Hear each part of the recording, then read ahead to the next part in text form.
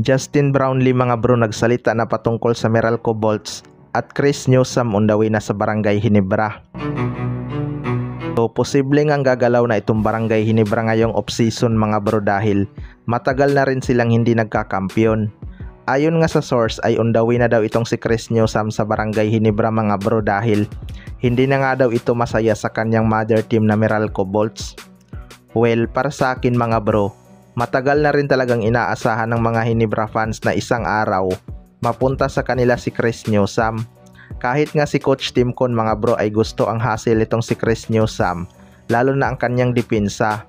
Mapapansin nga natin na laging babad sa gilas tong si Chris Newsome mga bro dahil tiwala nga si Coach Tim Con sa kanya. Kapag nangyari na mapunta ito sa Barangay Ginebra, hindi lang siguro Ginebra fans ang magiging masaya kundi pati na rin itong si Chris Newsome mga bro dahil pangarap niya din maging coach itong si Coach Tim Con at gusto niya din ang sistema nito.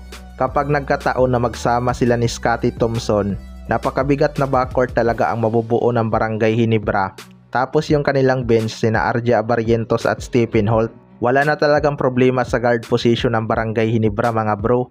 Ang magiging problema naman nila ay ang kanilang frontcourt. Aminin man natin o hindi, humina talaga ang kanilang frontcourt simula mawala si C-Stand. Simula 2016 ngayon lang talaga nawala ng Twin Tower ang Barangay Ginebra.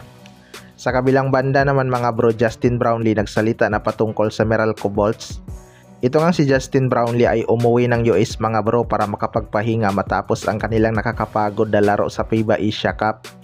Pero kumakalat nga ngayon sa social media mga bro galing sa isang legit source na may bagong import daw ang Meralco Bolts. Nabanggit niya nga ang Barangay Ginebra kaya may chance na may connection ito sa kanila.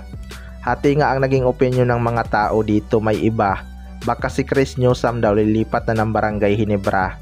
At ang iba naman ay baka si Justin Brownlee ang kanilang magiging import sa EASL.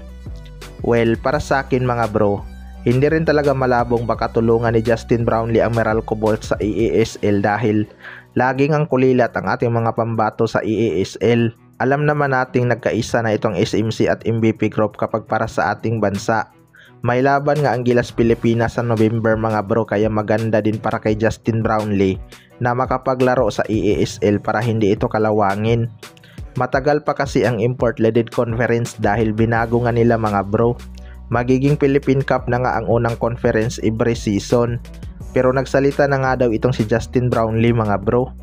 Ayon nga sa kanya kung papayagan naman daw siya ng Barangay Ginebra management na hiramin ng Meralco Bolts, bakit naman hindi? Pero hindi pa nga tayo sigurado kung si Justin Brownlee ba talaga yung magiging import ng Meralco Bolts sa EASL.